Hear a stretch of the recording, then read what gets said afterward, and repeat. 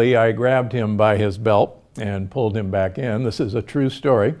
So I firmly believe from personal experience that this should be done in a guided setting. Yes.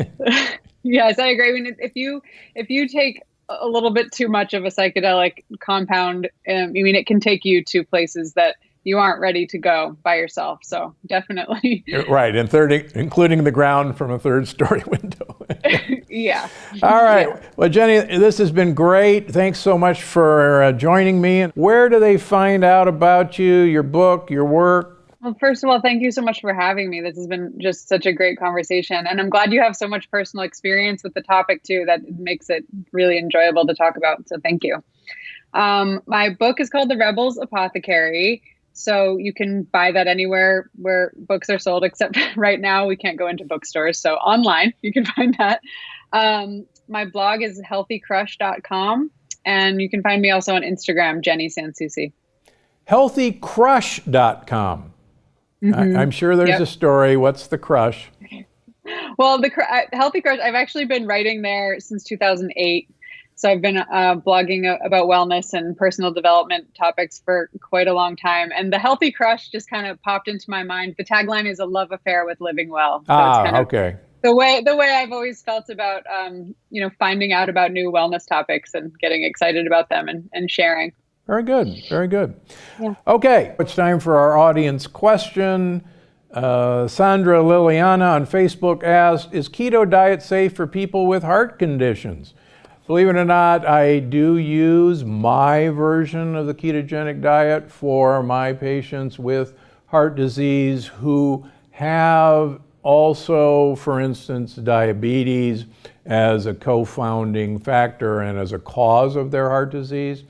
The key in my ketogenic diet is you got to eat about 80% of your calories from fat, but that fat shouldn't be ribeye steaks. It should be fats from avocados, and for you people who are watching, I have avocado socks on today, and they should be from olive oil. And the more olive oil, macadamia nuts you eat, macadamia nut oil, sesame oil, the better.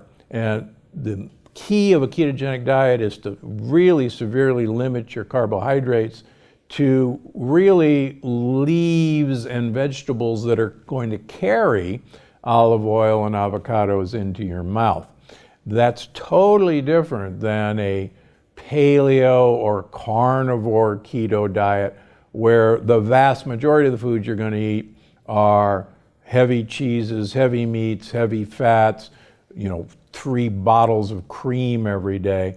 That's not what I use for my heart disease patients. So you got to be careful in the term keto diet. There's a good way to do keto and there's a bad way to do keto, particularly for heart disease.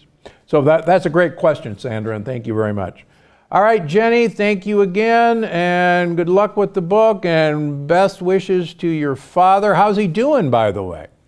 He's doing fantastic. I've actually been quarantined up here with him for the last 6 weeks, and he has felt so good the whole time. We keep saying we forget that he has cancer. He's been off of chemo now for the past 3 months, just because he's been doing so well that his oncologist said, why don't we give you a break?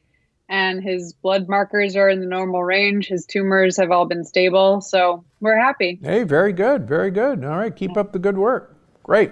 Thank you so much. All right. Thanks for having me. Take care. And now it's time for the review of the week. Following my most recent episode on COVID-19, Guido Brunelli Jr. on YouTube wrote, thank you, Dr. Gundry. Clear info without fear and hype. Well, thank you. That was concise, and we're trying